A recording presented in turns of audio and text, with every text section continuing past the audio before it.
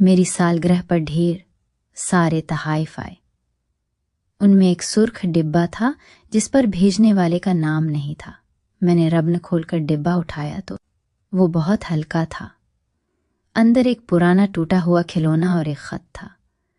खत पढ़ते ही मेरे हाथों से पसीना छूट गया। ये खिलौना पहचाना, ये वही है जो तुमने 20 साल पहले इस बच्चे से छीना था।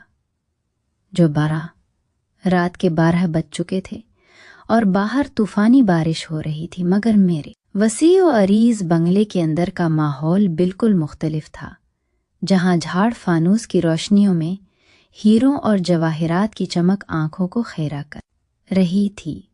क्योंकि मैं आज अपनी 35वीं सालगिरह मना रहा था और हाल में शहर की अशराफियां मौजूद थी, जिसमें डॉक्टर, बिजनेसमैन और शोब्स के सितारे शामिल थे, जो सभी मेरे हाथों का कमाल सराहते थे। क्योंकि मैं बदसूरत चेहरों को खूबसूरत बनाने का फन जानता हूँ।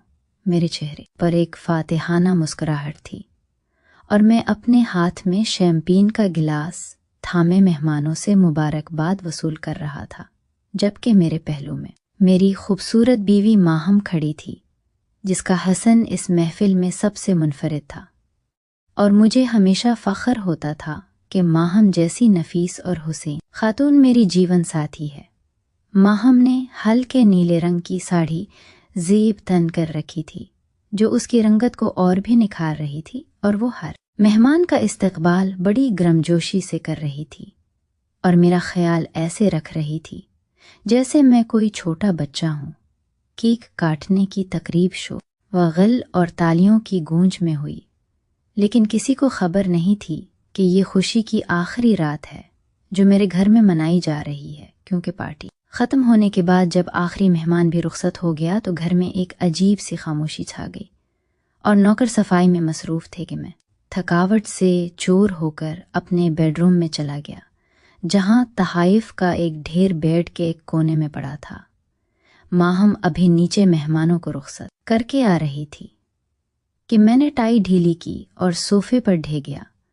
तभी मेरी नज़र तहाइफ के इस पहाड़ पर पड़ी। मुझे तहाइफ खोलने का कभी शौक नहीं रहा था, लेकिन आज मेरी नज़र एक ख़ास डिब्बे पर अटक गई थी, जो एक गहरा सुर्ख मखमली डिब्बा था और बाकी तमाम चमकदार पैकिंग्स के दरमियान अलग थलग और कुछ परासरार लग रहा था, जिस पर ना तो कोई सुनहरी रब्न था और ना ही कोई चमकदार कागज़, बस खून की तरह सुर्ख मखमल था। तजस्सुस के हाथों मजबूर होकर मैं उठा और इस डिब्बे की तरफ बढ़ा और मैंने बाकी तहाइफ को नज़रअंदाज करते हुए वो सुर्ख डिब्बा उठाया, जो तवक्को से ज़्यादा हल्का था। मैंने डिब्बे का ढक्कन खोला तो अंदर कोई कीमती घड़ी या परफ्यूम नहीं था, बल्कि टिश्यू पेपर की तहों में लिपटी हुई एक पुरानी मेली और टूटी हुई चीज़ थी, जिसे मैंने बाहर निकाला तो मेरा दिल एक लम्हे के लिए रुक गया, क्योंकि ये एक प्लास्टिक का खिलौना रोबोट था, जिसका एक बाजू टूटा हुआ था और उसके पेट वाले हिस्से पर सूखे हुए स्याह धब्बों के निशान थे, जो शायद पुराने खून के थे। मेरे माथे पर पसीने के कतरे नमूदार हुए, क्योंकि इस खिलौने को मैं पहचानता था और ये खिलौना मेरे माजी के इस तारीख तहखाने से निकल कर आया था, जिसे मैंने 20 साल पहले ताला लगा दिया था। डिब्बे के पैंदे में एक सफ़ेद कागज़ पड़ा था, जिसे मैंने कांपते हाथों से उठाया, जिस पर तहरीर हाथ से लिखी गई थी और स्याही का रंग सुर्ख था कि ये खिलौना पहचाना डॉक्टर साहब, ये वही है जो तुमने 20 साल पहले इस बच्चे से छीना था, जो अपनी जान से ज़्यादा उस खिलौने से प्यार करता था। तुमने सिर्फ खिलौना नहीं तोड़ा था, तुमने उसका चेहरा भी तोड़ा था। याद है ना वो शीशा और वो चीखें? तुम तो भाग गए थे, डॉक्टर बन गए, खूबसूरत चेहरों के मसीहा बन गए, लेकिन वो बच्चा आज भी अपने इस बदसूरत चेहरे के साथ जी रहा है जो तुमने उसे दिया था। सालगिरह मुबारक हो। अहम खेल अब शुरू हुआ है। मेरे हाथों से कागज़ छूट कालीन पर गिर गया और कमरे का ऐसी चल रहा था, मगर मुझे शदीद घुटन महसूस होने लगी, क्योंकि मेरी आंखों के सामने 20 साल पुराना मंजर घूम गया, جب میں 15 سال کا تھا، ضدی اور بگڑا ہوا، اور محلے کے پارک میں وہ غریب لڑکا جس کا نام شاید کاشف تھا اپنے اس سستی سے روبوٹ کے ساتھ کھیل رہا تھا۔ مجھے وہ روبوٹ چاہیے تھا، بس ضد تھی، اور کاشف نے دینے سے انکار کیا تو میں نے اسے دھکا دیا تھا، جس سے کاشف پیچھے گرا اور وہاں پڑی ٹوٹی ہوئی بوتلوں کے ڈھیر پر جا گرا، جہاں ایک تیز دھار شیشہ اس کے چہرے کو چیرتا ہوا گزر گیا تھا اور خون کا فوارہ چھوٹا تھا، اور کاشف کی وہ دلخراش چیخ آج بھی میرے کانوں میں گونج رہی تھی۔ میں ڈر کر بھاگ گیا تھا اور میرے اثر و رسوخ والے باپ نے معاملہ دبا دیا تھا، جس کے بعد ہم لوگ شہر چھوڑ کر چلے گئے تھے، اور اس کے بعد میں نے کبھی پیچھے مڑ کر نہیں دیکھا، اور میں نے سوچا تھا کہ وہ راز دفن ہو چکا ہے، لیکن آج 20 سال بعد وہ راز اس سرخ ڈبے میں بند ہو کر میرے بیڈ روم تک پہنچ گیا تھا۔ تبھی دروازے سے ماہم کی آواز آئی کہ احمر کیا ہوا، آپ اتنے پریشان کیوں لگ رہے ہیں؟ میں بری طرح چونکا اور میں نے جلدی سے کھلونا اور خط واپس ڈبے میں ڈالا اور اسے صوفے کے خوشن کے پیچھے چھپا دیا۔ ماہم کمرے میں داخل ہوئی، جس کے چہرے پر تھکاوٹ مگر وہی دلکش مسکراہٹ تھی۔ میں نے لڑکھڑاتی ہوئی آواز میں کہا کہ کچھ نہیں، بس تھک گیا ہوں۔ ماہم میرے قریب آئی اور میرے ماتھے پر ہاتھ رکھا کہ آپ کا جسم تو تپ رہا ہے اور پسینہ بھی آ رہا ہے، کیا طبیعت ٹھیک نہیں؟ میں نے بہانہ بنایا کہ نہیں، بس شیمپین زیادہ ہو گئی شاید، اور باتھ روم میں گھس گیا، جہاں میں نے ٹھنڈے پانی کے چھینٹے منہ پر مارے اور آئینے میں اپنا چہرہ دیکھا، وہی کامیاب پرکشش چہرہ جسے دنیا رشک سے دیکھتی تھی، لیکن آج مجھے آئینے میں اپنا عکس دھندلا لگتا تھا۔ سوال یہ تھا کہ یہ ڈبہ کس نے بھیجا، کیونکہ پارٹی میں صرف دعوت نامے والے لوگ ہی آ سکتے تھے اور سیکیورٹی سخت تھی۔ کیا کاشف واپس آ گیا ہے؟ لیکن وہ تو غریب تھا، ان امیروں کی پارٹی میں کیسے آ سکتا تھا؟ اگلی صبح میری آنکھ کھلی تو سر بھاری تھا اور ماہم ابھی سو رہی تھی کہ میں نے چپکے سے وہ سرخ ڈبہ نکالا اور اسے اپنی الماری کے سب سے خفیہ خانے میں چھپا دیا، جہاں میں اپنے اہم دستاویزات رکھتا تھا۔ میں تیار ہو کر کلینک جانے کے لیے نکلا، جو شہر کے سب سے پوش علاقے میں تھا، لیکن راستے میں مجھے ہر گاڑی، ہر شخص مشکوک لگ رہا تھا، اور سگنل پر ایک بھکاری نے میری گاڑی کا شیشہ کھٹکھٹایا تو میں چیخ پڑا، حالانکہ میں معمول میں ایسا نہیں کرتا تھا۔ کلینک پہنچ کر بھی میرا سکون برباد رہا، اور میرا اسسٹنٹ وقار، جو پچھلے 5 سال سے میرے ساتھ تھا، فائلیں لے کر آیا اور کہا، سر آج آپ کی 3 سرجریز ہیں۔ میری نظر وقار کے چہرے پر جم گئی کہ وقار کا چہرہ سپاٹ تھا، لیکن کیا اس کی آنکھوں میں کوئی عجیب سی چمک تھی؟ میں نے سوچا کہیں وقار ہی تو وہ نہیں، وقار کی عمر کم اور اس کا چہرہ بالکل صاف ہے، جبکہ کاشف کا چہرہ تو تباہ ہو گیا تھا۔ پھر کون؟ دن گزرتا گیا، لیکن میرے اعصاب پر وہ خط سوار رہا، اور دوپہر کے وقت مجھے ایک انجان نمبر سے کال آئی، جس پر میں نے فون اٹھایا تو دوسری طرف کوئی نہیں بولا، صرف ایک عجیب سی آواز تھی، جیسے کوئی پلاسٹک کو کھارچ رہا ہو۔ میں نے غصے سے پوچھا، کون ہے؟ تو دوسری طرف سے ایک دبی ہوئی ہنسی کی آواز آئی، اور پھر فون کٹ گیا۔ میں نے فوراً نمبر ٹریس کرنے کی کوشش کی، لیکن وہ نمبر بند جا رہا تھا۔ میرا شک اب یقین میں بدلنے لگا تھا کہ کوئی میرے بہت قریب، کوئی ایسا جو میری ہر حرکت جانتا ہے۔ شام کو گھر واپسی پر میں نے دیکھا کہ ماہم ڈرائنگ روم میں کسی اجنبی مرد سے بات کر رہی ہے۔ میں ٹھٹک کر رک گیا، کیونکہ وہ شخص پیٹ کر کے کھڑا تھا اور اس نے لمبا کوٹ پہن رکھا تھا، اور ماہم کے چہرے پر سنجیدگی تھی۔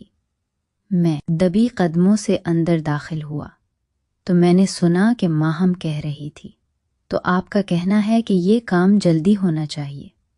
اس اجنبی شخص نے کہا، جی میڈم، جتنا جلدی ہو سکے، کیونکہ پرانا ڈھانچہ اب کمزور ہو چکا ہے۔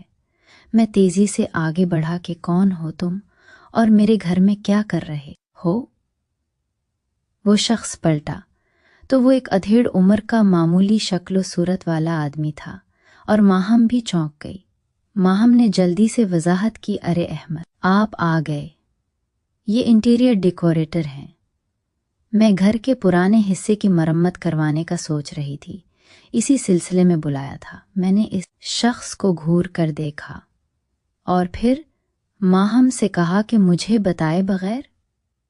میں نے منع کیا تھا کہ گھر میں اجنبیوں کو مت بلایا کرو۔ ماہم نے معصومیت سے کہا، سوری احمر میں آپ کو سرپرائز دینا چاہتی تھی، اور اس کی آنکھوں میں آنسو تیرنے لگے۔ مجھے اپنی غلطی کا احساس ہوا کہ میرا وہم اب میرے رشتوں پر اثر انداز ہو رہا تھا، اس لیے میں نے اس شخص کو جانے کا اشارہ کیا اور ماہم کو گلے لگا لیا کہ سوری جان، میں آج کل کام کی وجہ سے بہت تناؤ میں ہوں، جس پر ماہم نے میرے سینے پر سر رکھ دیا اور کہا، کوئی بات نہیں، میں سمجھتی ہوں، لیکن آپ کو آرام کی ضرورت ہے۔ رات کے کھانے پر میں نے محسوس کیا کہ ماہم مجھے غور سے دیکھ رہی ہے۔ میں نے پوچھا، کیا ہوا؟ میرے چہرے پر کچھ لگا ہے؟ ماہم نے پانی کا گلاس اٹھاتے ہوئے کہا، نہیں، بس سوچ رہی تھی کہ ہم کتنے خوش قسمت ہیں، اللہ نے ہمیں سب کچھ دیا ہے، دولت، عزت، خوبصورتی۔ پھر اس نے کہا، احمر، کیا آپ نے کبھی سوچا ہے کہ اگر ہم سے یہ سب چھن جائے تو کیا ہوگا؟ اگر ہماری خوبصورتی ختم ہو جائے؟ میرے ہاتھ سے نوالا گر گیا کہ یہ سوال اس وقت، کیا ماہم کچھ جانتی ہے؟ میں نے سختی سے پوچھا، تم ایسی باتیں کیوں کر رہی ہو؟ ماہم نے کاندھے اچکائے اور کہا، بس ویسے ہی، دنیا کا کوئی بھروسہ نہیں اور کھانے میں مصروف ہو گئی، لیکن میرا دل تیزی سے دھڑک رہا تھا کہ کیا یہ محض اتفاق تھا یا ماہم کے الفاظ میں کوئی چھپا ہوا پیغام تھا۔ اس رات مجھے نیند نہیں آئی اور میں بستر پر لیٹا چھت کو گھورتا رہا، جبکہ برابر میں ماہم گہری نیند سو رہی تھی۔ میں اٹھا اور دوبارہ اس الماری کے پاس گیا اور میں نے وہ سرخ ڈبہ نکالا اور خط کو دوبارہ پڑھا کہ کھیل اب شروع ہوا ہے۔ اچانک میری نظر خط کے کاغذ کی الٹی سائڈ پر پڑی، جہاں کچھ باریک سا لکھا ہوا تھا جو میں نے پہلے نہیں دیکھا تھا۔ میں نے روشنی کے قریب کر کے پڑھا تو وہاں ایک تاریخ اور وقت لکھا تھا کہ کل دوپہر 2 بجے سٹی ہسپتال کا برن یونٹ آ کر دیکھو کہ تم نے کیا بنایا تھا۔ اگلے دن میرے پاس نہ جانے کا کوئی جواز نہیں تھا، کیونکہ تجسس اور خوف مجھے وہاں کھینچ رہا تھا۔ اس لیے میں دوپہر 2 بجے اپنی گاڑی میں سٹی ہسپتال پہنچا، جو ایک سرکاری ہسپتال تھا جہاں غریبوں کا علاج ہوتا تھا، اور میرے جیسے بڑے ڈاکٹر کا یہاں آنا عجیب تھا۔ میں برن یونٹ کی طرف بڑھا، جہاں جلی ہوئی جلد اور دوائیوں کی بو نے میرا استقبال کیا، اور وارڈ میں درد سے کراہتے مریضوں کو دیکھ کر میرا دل دہل گیا۔ میں راہداری میں چل رہا تھا کہ ایک نرس نے مجھے روکا اور حیرت سے پوچھا، ڈاکٹر احمر، آپ یہاں؟ وہ مجھے جانتی تھی کیونکہ میں اکثر ٹی وی پر آتا تھا۔ میں نے جھجکتے ہوئے کہا، ہاں، میں ایک مریض کو دیکھنے آیا ہوں۔ نرس نے پوچھا، کون سا مریض سر؟ میرے پاس کوئی نام نہیں تھا۔ میں ابھی سوچ ہی رہا تھا کہ میری نظر ایک وہیل چیئر پر بیٹھے شخص پر پڑی، جو ایک کونے میں کھڑکی کی طرف منہ کیے بیٹھا تھا، اور اس شخص کا پورا چہرہ پٹیوں سے ڈھکا ہوا تھا، صرف آنکھیں نظر آ رہی تھیں، اور وہ آنکھیں سیدھی مجھے دیکھ رہی تھیں۔ میرے قدم جم گئے اور میں آہستہ آہستہ اس شخص کی طرف بڑھا اور سرگوشی کی کاشف۔ وہ شخص ہنسا اور اس کی ہنسی میں درد اور نفرت تھی کہ نہیں ڈاکٹر صاحب، کاشف تو مر گیا، میں تو وہ ہوں جو اس کی راکھ سے پیدا ہوا ہے۔ آواز کسی مشین کی طرح بھاری تھی۔ میں نے غصے اور ڈر کے ملے جلے تاثر کے ساتھ پوچھا، تم کون ہو اور مجھ سے کیا چاہتے ہو؟ اس شخص نے کہا، میں چاہتا ہوں کہ تم وہ درد محسوس کرو جو میں نے 20 سال سہا ہے۔ تم چہرے بناتے ہو نا، اب تم دیکھو گے کہ چہرے کیسے بگڑتے ہیں، اور شروعات تمہارے گھر سے ہوگی۔ میرا دماغ چکرایا. میں نے پوچھا, میرے گھر سے؟ ماہم, اس شخص نے کہا, تمہاری بیوی بہت خوبصورت ہے ڈاکٹر, بالکل ویسی جیسی میری بہن تھی اس سے پہلے کہ وہ آگ میں جل گئی. میں نے اس کا گریبان پکڑنے کی کوشش کی کہ کیا بکواس کر رہے ہو, لیکن اس شخص نے پھرتی سے میرا ہاتھ جھٹک دیا اور اسی وقت وارڈ بوائے آ گیا اور مجھے پیچھے ہٹنے کا کہا. وہ شخص وہیل چیئر گھما کر اندھیرے راہداری کی طرف چل پڑا اور میں اس کے پیچھے بھاگنا چاہتا تھا, لیکن میرا فون بج اٹھا. یہ ماہم کا فون تھا اور اس کی آواز میں خوف تھا کہ احمر جلدی گھر آئیں پلیز. میری سانسیں پھول گئیں کہ کیا ہوا ماہم, تم ٹھیک ہو؟ وہ رو رہی تھی کہ میرے کمرے میں ڈریسنگ ٹیبل پر کسی نے سرخ رنگ سے کچھ لکھ دیا ہے اور میرا شادی کا جوڑا وہ کٹا ہوا پڑا ہے. میں نے فون بند کیا اور دیوانہ وار گاڑی کی طرف بھاگا, کیونکہ میرا دشمن اب صرف دھمکیاں نہیں دے رہا تھا, وہ میرے بیڈ روم تک پہنچ چکا تھا. اور سب سے خوفناک بات یہ تھی کہ اس شخص نے ہسپتال میں جو کہا کہ جیسی میری بہن تھی, کاشف کی کوئی بہن بھی تھی, مجھے یاد نہیں تھا, لیکن ایک بات طے تھی کہ یہ شخص تنہا نہیں تھا اور کوئی تو تھا جو میرے گھر کے اندر تھا, کوئی ایسا جس پر مجھے شک نہیں ہو رہا تھا, یا پھر میرا گھر اب محفوظ نہیں رہا. گاڑی بھگاتے ہوئے میرے ذہن میں صرف ایک ہی خیال تھا, میں ماہم کو کچھ نہیں ہونے دوں گا. لیکن مجھے یہ نہیں معلوم تھا کہ میں جس جال میں پھنس رہا ہوں اس کی بننے والی کوئی اور نہیں, بلکہ وہی مکڑی ہے جس کے بارے میں نے سوچا بھی نہیں تھا. لمحے دیوانہ وار سیڑھیاں پھلانگتا ہوا اپنے بیڈ روم کی طرف بھاگا, اور جیسے ہی دروازہ کھولا تو میرے پیروں تلے سے زمین نکل گئی, کیونکہ کمرے کا منظر کسی بھی خوفناک خواب سے زیادہ بھیانک تھا. میری بیوی ماہم بیٹھ کے ایک کونے میں سمٹی ہوئی تھی اور اس کا پورا وجود کانپ رہا تھا, جبکہ اس کے ہاتھوں میں اس کا وہ قیمتی شادی کا جوڑا تھا جسے وہ اپنی جان سے زیادہ عزیز رکھتی تھی. مگر اب وہ جوڑا کپڑے کا ڈھیر بن چکا تھا جسے کسی نے قینچی سے بے دردی سے کاٹ کر تار تار کر دیا تھا. مگر میری نظر اس سے بھی زیادہ خوفناک چیز پر جمی تھی جو سامنے ڈریسنگ ٹیبل کے بڑے شیشے پر تھی, جہاں میری ہی سرخ ٹائی سے یا شاید کسی سرخ رنگ سے لکھا گیا تھا کہ ڈاکٹر صاحب, خوبصورتی فانی ہے, اصل چہرہ تو کھال اترنے کے بعد نظر آتا ہے. اور نیچے ایک مسکراتا ہوا کارٹون بنا تھا جس کا آدھا چہرہ جلا ہوا تھا. میرا دل حلق میں آ گیا اور میں نے آگے بڑھ کر ماہم کو گلے لگا لیا جو ہچکیوں سے رو رہی تھی. اس نے لرزتی ہوئی آواز میں بتایا کہ احمر میں کچن میں تھی جب مجھے اوپر قدموں کی آہٹ سنائی دی, اور جب میں اوپر آئی تو یہ سب ہو چکا تھا. مجھے بہت ڈر لگ رہا ہے, کوئی ہمارے گھر میں گھس آیا ہے. میں اسے تسلی دی, مگر میرے اپنے ہاتھ ٹھنڈے پڑ رہے تھے, کیونکہ ہمارے گھر کا سیکیورٹی سسٹم دنیا کا جدید ترین سسٹم تھا جس میں پرندہ بھی پر نہیں مار سکتا تھا. تو پھر کوئی اندر کیسے آیا؟ میں نے فوراً سیکیورٹی انچارج کو طلب کیا اور CCTV فوٹیج چیک کرنے کا حکم دیا.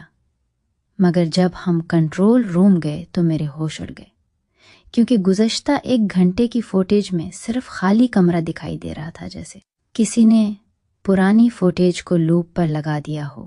یہ کسی عام چور یا دشمن کا کام نہیں تھا, بلکہ یہ کوئی ایسا شخص تھا جو ٹیکنالوجی کا ماہر تھا اور میرے گھر کے ایک ایک کونے سے واقف تھا.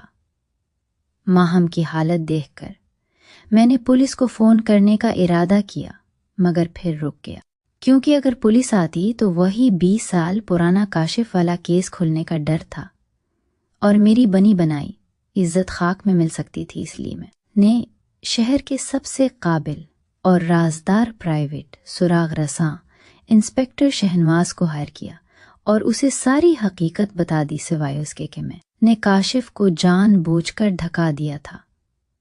میں نے اسے بتایا کہ وہ ایک حادثہ تھا اور اب کوئی پرانا دشمن مجھے بلیک میل کر رہا ہے. شہنواز نے کہا کہ ڈاکٹر آپ فکر نہ کریں، میں جلد ہی اس کا سراغ لگا لوں گا، مگر ادھر میری زندگی جہنم بنتی جا رہی تھی، کیونکہ اگلی صبح جب میں کلینک پہنچا تو میری ذہنی حالت بہت خراب تھی۔ میرا اسسٹنٹ وقار میرے لیے کافی لایا تو مجھے اس کے چہرے پر ایک عجیب سی مسکراہٹ محسوس ہوئی، حالانکہ وہ معمول کے مطابق تھا۔ مجھے لگا کہ وقار بھی شاید اس دشمن کے ساتھ ملا ہوا ہے۔ میں نے غصے سے کپ دور پھینک دیا اور وقار پر چیخ پڑا کہ تم مجھے گھور کیوں رہے ہو؟ وقار بیچارہ سہم گیا اور معافی مانگنے لگا۔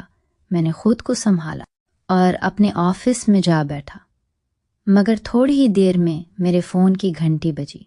یہ ایک نامعلوم نمبر تھا۔ میں نے ڈرتے ڈرتے فون اٹھایا تو دوسری طرف وہی عجیب سی کھرچنے والی آواز تھی، اور پھر ایک بھاری آواز آئی، پسند آیا میرا تحفہ؟ ابھی تو شروعات ہے ڈاکٹر، تم نے میرے چہرے کی ہنسی چھینی تھی، میں تمہارے گھر کا سکون چھین لوں گا۔ میں نے چیخ کر پوچھا، تم کون ہو اور اندر کیسے آئے؟ مگر فون کٹ چکا تھا۔ میرا دماغ پھٹنے والا ہو رہا تھا کہ آخر یہ شخص ہے کون اور اتنا طاقتور کیسے ہے؟ اسی دوپہر ایک اور واقعہ ہوا جس نے میری کمر توڑ دی۔ میں ایک بہت اہم اور پیچیدہ پلاسٹک سرجری کر رہا تھا کہ اچانک آپریشن تھیٹر کی لائٹس فلکر کرنے لگی اور اینستھیزیا مشین نے خطرے کا سائرن بجانا شروع کر دیا۔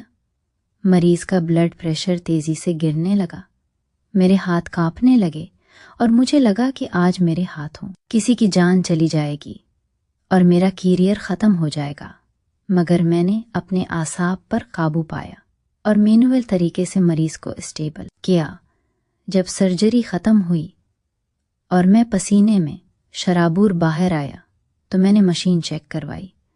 ٹیکنیشین نے بتایا کہ سر مشین کی سیٹنگز کے ساتھ کسی نے چھیڑ چھاڑ کی تھی اور گیس کا لیول جان بوجھ کر بڑھایا گیا تھا۔ یہ سنتے ہی مجھے چکر آ گیا، کیونکہ آپریشن تھیٹر میں صرف میں اور میرا عملہ جا سکتا تھا۔ میں نے سب کو شک کی نگاہ سے دیکھا، مگر سب کے چہرے معصوم تھے۔ کیا میرا دشمن میرے عملے میں شامل ہو چکا تھا؟ میں بدحواس ہو کر گھر بھاگا، جہاں ماہم میرا انتظار کر رہی تھی۔ اس نے مجھے دیکھتے ہی گلے لگا لیا اور کہا، احمر آپ اتنے پریشان کیوں ہیں؟ میں نے اسے کچھ نہیں بتایا کہ ہسپتال میں کیا ہوا، بس اتنا کہا کہ کام کا دباؤ ہے۔ رات کو سوتے وقت مجھے بار بار یہ احساس ہو رہا تھا کہ کوئی اندھیرے میں کھڑا ہمیں دیکھ رہا ہے۔ میں بار بار اٹھ کر لائٹ جلاتا، مگر وہاں کوئی نہیں ہوتا۔ ماہم نے مجھے پانی پلایا اور کہا کہ احمر آپ کو وہم ہو رہا ہے، پلیز سو جائیں۔ میں نے بمشکل آنکھیں بند کی ہی تھیں کہ میرے موبائل پر ایک اور ویڈیو موصول ہوئی۔ میں نے ماہم کو جگائے بغیر ویڈیو چلائی تو میری سانس رک گئی۔ یہ ویڈیو میرے اسی بیڈ روم کی تھی اور ہم دونوں سو رہے تھے، اور ویڈیو بنانے والا ہمارے بیڈ کے بالکل سرہانے کھڑا تھا اور اس کے ہاتھ میں ایک تیز دھار سرجیکل بلیڈ تھا۔ وہ میرے گلے کے قریب لا رہا تھا، مگر پھر اس نے کیمرہ اپنی طرف کیا۔ اس کا چہرہ ماسک میں چھپا تھا اور اس نے آہستہ سے کہا، کتنی آسانی سے میں تمہاری شہ رگ کاٹ سکتا ہوں احمر، مگر موت اتنی آسان نہیں ہونی چاہیے۔ ویڈیو ختم ہو گئی۔ میں جھٹکے سے اٹھ بیٹھا اور پورے کمرے کی تلاشی لی، مگر وہاں کوئی نہیں تھا۔ کیا یہ ویڈیو آج رات کی تھی یا کل کی؟ مجھے سمجھ نہیں آ رہا تھا۔ میرا دل چاہ رہا تھا کہ میں ماہم کو لے کر یہاں سے بھاگ جاؤں، مگر کہاں جاتا؟ اسی دوران انسپکٹر شہنواز کی کال آئی اور اس کی آواز میں گہری تشویش تھی۔ اس نے کہا، ڈاکٹر صاحب مجھے فوراً ملے۔ میں نے کچھ بہت خوفناک دریافت کیا ہے۔ میں نے ماہم سے جھوٹ بولا کہ ایمرجنسی ہے اور گاڑی لے کر نکل گیا۔ شہنواز شہر کے باہر ایک سنسان جگہ پر کھڑا تھا۔ بارش شروع ہو چکی تھی۔ شہنواز نے میری گاڑی میں بیٹھتے ہی ایک پرانی فائل کھولی اور کہا، ڈاکٹر صاحب ہم غلط سمت میں جا رہے تھے۔ وہ لڑکا کاشف جس کے بارے میں آپ کو لگتا ہے کہ وہ زندہ ہے، دراصل وہ زندہ تو ہے، مگر وہ اس حالت میں نہیں کہ آپ سے بدلہ لے سکے۔ کیونکہ وہ دماغی طور پر مفلوج ہو چکا ہے اور ایک مینٹل اسائلم میں ہے۔ میں نے حیرت سے پوچھا تو پھر یہ سب کون کر رہا ہے؟ شہنواز نے گہری سانس لی اور کہا، کاشف کی ایک جڑواں بہن تھی جس کا نام کسی ریکارڈ میں نہیں مل رہا تھا، مگر میں نے پرانے محلے داروں سے پتہ کیا ہے، وہ لڑکی اس واقعے کے وقت وہیں موجود تھی اور اس نے قسم کھائی تھی کہ وہ آپ سے ایسا بدلہ لے گی کہ دنیا دیکھے گی۔ اور سب سے خطرناک بات یہ ہے کہ وہ لڑکی بعد میں بیرون ملک چلی گئی تھی اور اس نے بھیس بدلنے کی اعلیٰ تربیت حاصل کی ہے۔ یہ سنتے ہی میرے رونگٹے کھڑے ہو گئے۔ شہنواز نے مزید کہا، ڈاکٹر صاحب، مجھے شک ہے کہ وہ بہن آپ کے بہت قریب ہے۔ ہو سکتا ہے وہ آپ کے ہسپتال میں کوئی نرس ہو، یا آپ کے گھر کی کوئی ملازمہ، یا شاید کوئی ایسی عورت جس پر آپ آنکھ بند کر کے بھروسہ کرتے ہوں۔ میں نے فوراً کہا کہ میرے گھر میں ماہم کے سوا کوئی عورت نہیں، اور ماہم تو میری بیوی ہے، وہ ایسا کیوں کرے گی؟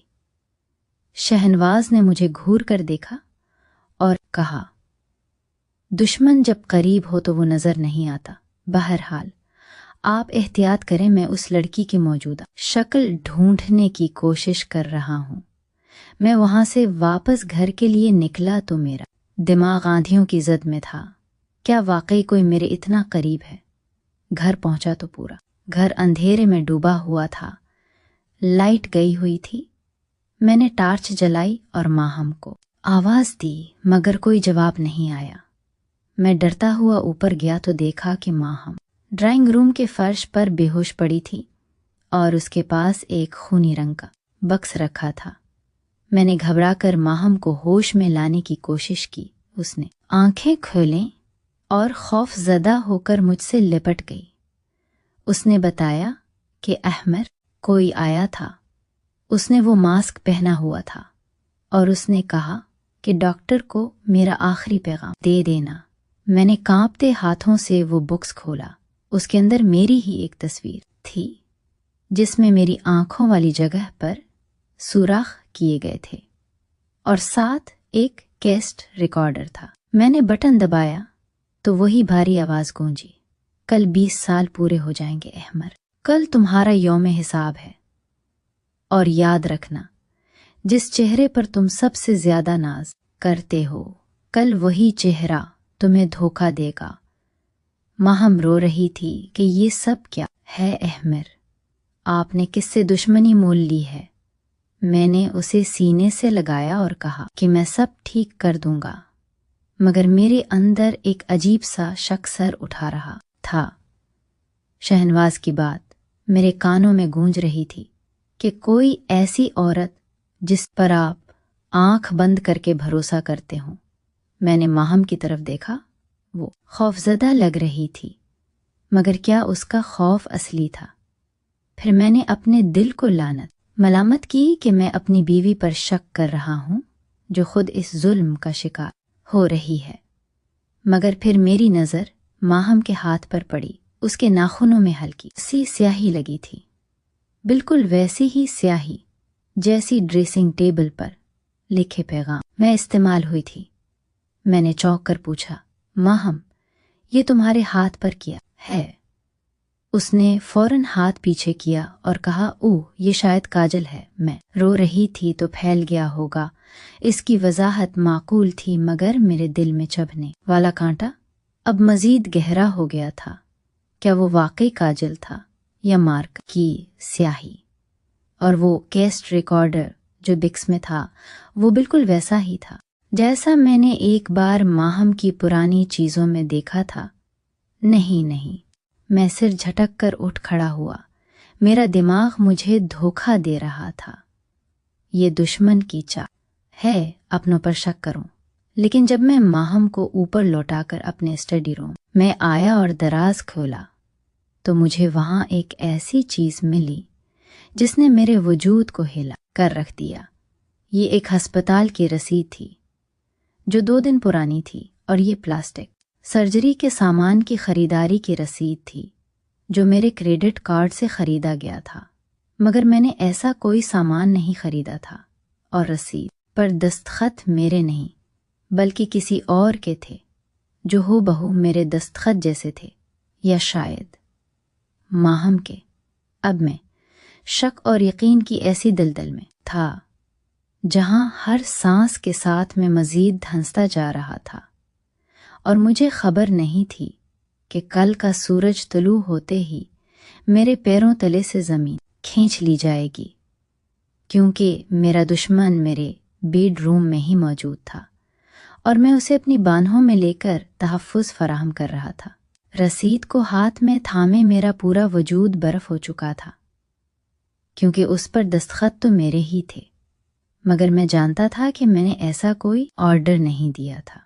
اور تبھی میرے ذہن میں ایک بجلی کوندی کہ یہ دستخط میرے نہیں بلکہ کسی ایسے شخص کے ہیں جس نے سالوں میری نقل کی۔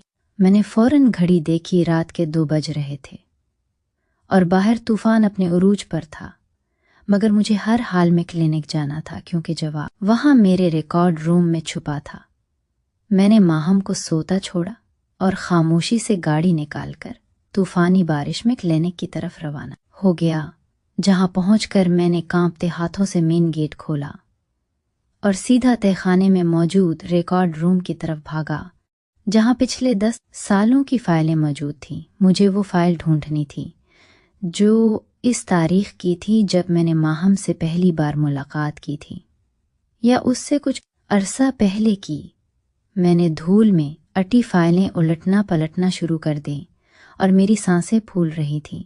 اچانک میرے ہاتھ ایک پرانی فائل لگی جس پر کیس نمبر 902 لکھا تھا اور مریض کا نام ماریا تھا۔ میں نے فائل کھولی تو اس میں لگی تصویر دیکھ کر میں وہیں زمین پر بیٹھ گیا، کیونکہ وہ تصویر ایک ایسی لڑکی کی تھی جس کا آدھا چہرہ بری طرح جلا ہوا تھا، مگر اس کی آنکھیں، وہ نیلی آنکھیں بالکل ماہم جیسی تھیں۔ میں نے فائل کی مزید تفصیلات پڑھیں تو لکھا تھا کہ مریضہ آگ لگنے کے ایک حادثے میں زخمی ہوئی ہے اور اس کی مکمل فیس ریکنسٹرکشن کی گئی ہے، اور نیچے سرجن کا نام پڑھ کر میرے حلق سے ایک چیخ نکل گئی، کیونکہ وہ نام میرا اپنا تھا، ڈاکٹر احمد۔ مجھے یاد آ گیا، یہ وہ کیس تھا جو میں نے 5 سال پہلے کیا تھا، اور میں نے اس لڑکی کا چہرہ اتنا بدل دیا تھا کہ اسے پہچاننا ناممکن تھا، اور میں نے اسے اپنی مرضی کے خدوخال دیے تھے۔ میں نے ہی اسے ماہم بنایا تھا، ماریا ہی ماہم تھی، میری اپنی تخلیق، میرا شاہکار ہی میری بربادی کا سبب بن گیا تھا۔ میں نے سر پکڑ لیا کہ میں کتنا بڑا بے وقوف تھا۔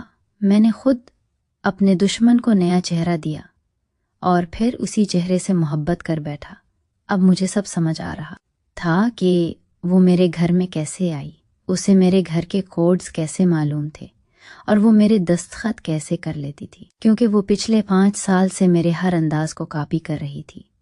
میں دیوانہ وار وہاں سے اٹھا اور گھر کی طرف بھاگا، کیونکہ اب مجھے ڈر تھا کہ وہ فرار نہ ہو جائے یا مجھے پھنسا نہ دے۔ جب میں گھر پہنچا تو گیٹ کھلا ہوا تھا اور عجیب سی ویرانی تھی۔ میں اندر داخل ہوا تو دیکھا کہ ڈرائنگ روم میں اندھیرا ہے اور صرف ایک موم بتی جل رہی ہے، جس کی روشنی میں ماہم صوفے پر بیٹھی میرا انتظار کر رہی تھی۔ اس کے چہرے پر کوئی خوف نہیں تھا، بلکہ ایک پرسکون اور سرد مسکراہٹ تھی۔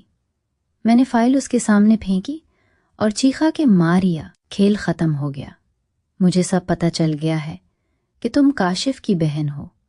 ماہم نے دھیرے سے فائل اٹھائی اور اسے موم بتی کی لو پر رکھ دیا۔ کاغذ جلنے لگا اور اس کی روشنی میں اس کا چہرہ کسی چڑیل جیسا خوفناک لگنے لگا۔ اس نے کہا، احمر، تم نے بہت دیر کر دی۔ تمہیں یہ سمجھنے میں 5 سال لگ گئے کہ جس عورت کے ساتھ تم سوتے رہے وہ وہی تھی جس کے بھائی کو تم نے مارا تھا۔ میں نے کہا، وہ ایک حادثہ تھا۔ ماہم زور سے ہنسی اور بولی، حادثہ؟ تم نے میرے بھائی کو دھکا دیا تھا اور جب وہ تڑپ رہا تھا تو تم بھاگ گئے تھے۔ اس کے بعد ہمارا گھر اجڑ گیا، ماں صدمے سے مر گئی اور میں اور کاشف دربدر ہو گئے۔ پھر ایک رات ہم جس جھونپڑی میں رہتے تھے وہاں آگ لگ گئی، کاشف وہیں جل کر مر گیا اور میرا چہرہ جل گیا۔ تب میں نے قسم کھائی تھی کہ میں اپنا یہ جلا ہوا چہرہ لے کر تمہارے پاس آؤں گی اور تم سے ہی اپنا نیا چہرہ بنواؤں گی تاکہ میں تمہاری زندگی کا حصہ بن سکوں۔ میں اس کی یہ منصوبہ بندی سن کر دنگ رہ گیا۔ اس نے مزید کہا، تمہیں یاد ہے احمر، تم ہمیشہ کہتے تھے کہ ماہم تمہارا بہترین شاہکار ہے، آج تمہارا وہی شاہکار تمہیں تباہ کر دے گا۔ میں نے غصے سے اس کی طرف بڑھنا چاہا تاکہ اسے پکڑ کر پولیس کے حوالے کر سکوں، مگر اچانک مجھے چکر آنے لگے اور میرے پیروں سے جان نکلنے لگی۔ میں لڑکھڑا کر وہیں قالین پر گر گیا۔ ماہم اپنی جگہ سے اٹھی اور میرے قریب آئی۔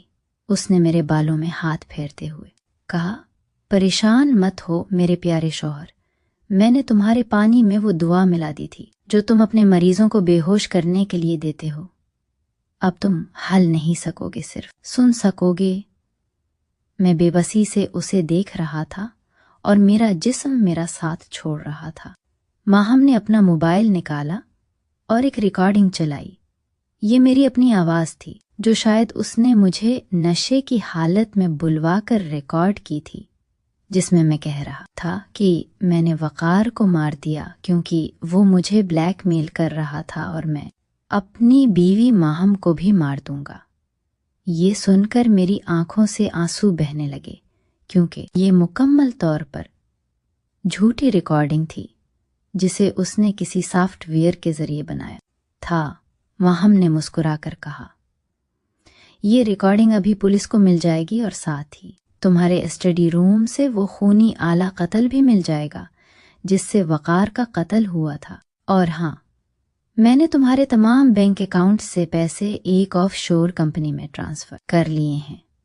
پولیس سمجھے گی کہ تم بیوی کو مار کر بھاگنے والے تھے۔